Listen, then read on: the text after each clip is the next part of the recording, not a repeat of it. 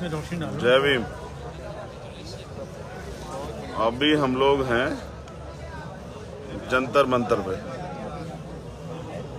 और समय लगभग 7 बज गए। जंतर मंतर पे हम क्यों हैं ये तो पूरे दिन से आपको सोशल मीडिया से पता लग ही गया होगा कि हम लोग जंतर मंतर पे क्यों। एसएससी जीडी के बच्चे जो हैं आंदोलन कर रहे हैं, 11 महीने हो गए। बहनें भी हैं, भाई भी हैं, बहुत सारे नौजवान हैं। असम की बच्चियां हैं, छत्तीसगढ़ की हैं, झारखंड की हैं, उड़ीसा की हैं, बिहार की हैं, यूपी की हैं, दिल्ली की भी। तो मैं देश के किसी भी कोने में जाता हूं,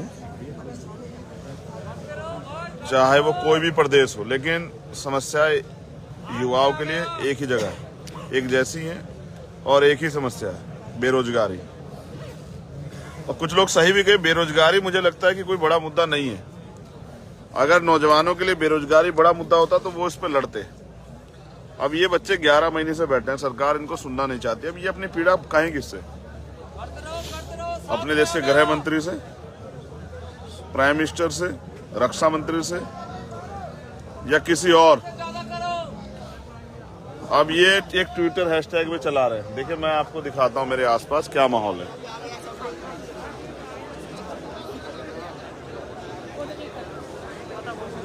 ये देखिए, मेरे चारों तरफ है ये माहौल। आज मैं जो है कैमरा मैन ही बना हुआ और हमारे आसपास दिल्ली पुलिस भी पहरा दे रही है। तो बड़ी संख्या में नौजवान हैं जो तय करके आए कि वो वर्दी लिए बगैर जाएगा नहीं। ये एसएससी जीडी 2018 कांस्टेबल की भर्ती थी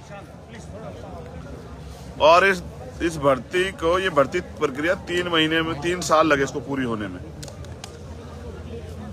केंद्रीय गृह राज्य मंत्री कहें, गृह मंत्री खुद कहें संसद में कि 2 लाख वैकेंसी अभी हमारे पास रिक्त हैं।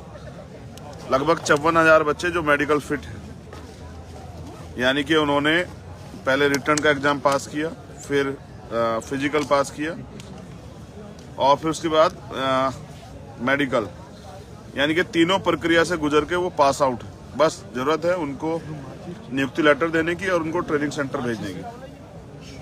लेकिन ये सरकार देना नहीं चाहती, इसलिए वो लोग यहाँ लड़ रहे हैं। आज सुबह से हम लोग शामिल हैं, उम्मीद कर रहे हैं कि इनकी मांग पे गवर्नमेंट कोई ठोस कदम उठाए और इनको रोजगार मिले।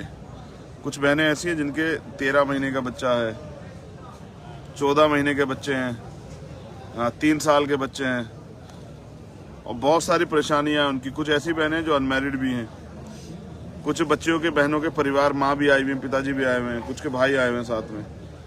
देश के युवा जो देश की रीढ़ है उसको कमजोर क्यों किया जा रहा है? क्या ये कोई साजिश है? या फिर कमजोर इसलिए किया जा रहा है कि देश का युवा जो है उसका चुनावी लाभ धर्म के रूप में भटका के लिया जाए? तो मैं यहाँ हूँ और देश में रहने वाले सभी नौजवानों से अपील करता हूँ कि युवा जो 60% आबादी, वो अपने हक की लड़ाई लड़ना सीखे। कब तक हम इस देश में जाति, धर्म, मजहब, इन सब चीज़ों में भटके देश की तरक्की से दूर रहेंगे और अपने अपने जो योगदान है देश के प्रति, उसको कब तक हम उससे दूरी बना के रखेंगे, ये हमें सोचना पड़ेगा। अभी आंदोलन जारी है।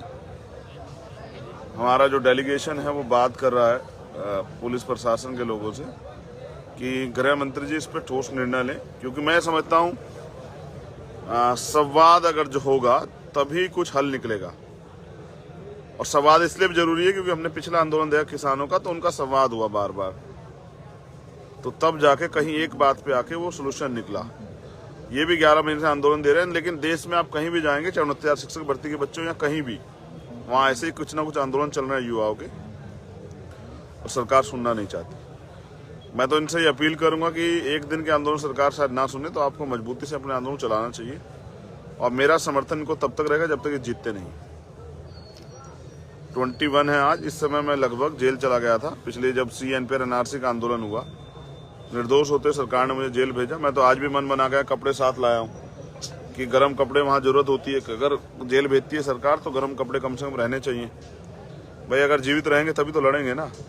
हम अपना काम करेंगे, लेकिन हमने जो वादा नौजवानों से किया है उस पर हम लोग खरे उतरने का प्रयास करेंगे। और युवा होने के नाते मैं बेरोजगारी का दर्द और दम समझता हूँ और मैं उनके साथ हूँ। देखते हैं आगे क्या होता है। आपको ट्विटर के माध्यम से या फिर सोशल मीडिया के माध्यम से, क्योंकि मेन स्ट्रीम मीडिया तो नहीं दिखाएगा, 10-20 गायें अगर आ जाती और गायें भी अपना गर्दन हिला देती, शायद मीडिया दिखा देता है गायें अपना अधिकार मांग रही है। ये देश का युवा है जो हजारों संख्या में आए, लेकिन इसके ये कड़कड़ाती ठंड में यहाँ आए हैं। समझ, इनको पता नहीं, लोगों को नहीं पता इन्होंने रोटी खाई नहीं खाई, लेकिन ये कोई मुद्दा नहीं है। लेकिन इसको मुद्दा बनाना पड़ेगा और देश के युवाओं को सुनना पड़ेगा, सरकार को भी, नेताओं को भी, और उन सब लोगों को जिनको युवा बेवकूफ़ नजर आता। मेरा प्रयास है कि युवा जाग जाए। बहुत बहुत धन्यवाद। जय भीम, जय भारत।